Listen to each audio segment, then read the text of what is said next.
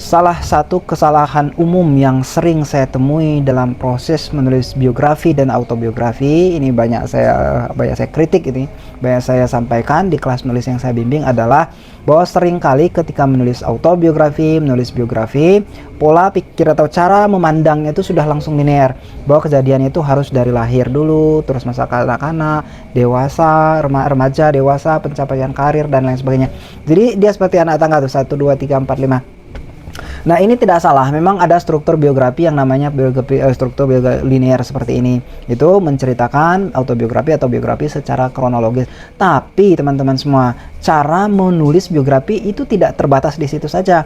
Ada satu teknik namanya in medias res, yaitu bagaimana kita menulis biografi atau autobiografi kita, ataupun menulis untuk tulisan fiksi yang sifatnya cerita itu adalah memulainya langsung dari tengah-tengah, di titik paling krusial di mana cerita memiliki tensi paling tinggi di situ.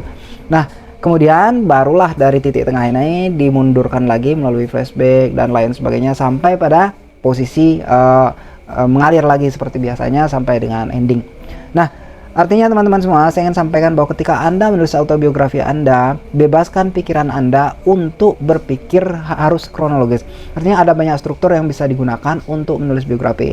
Yang paling penting adalah Anda mengambil langkah pertama untuk memulai proses penulisannya. Nah, bagaimana strukturnya kemudian itu dapat didiskusikan atau dapat dipelajari kembali dengan melihat bagaimana pola yang ada, benang merah yang terjadi, keunggulan cerita, tingkat emosi atau tingkat klimaknya dalam cerita autobiografi tersebut.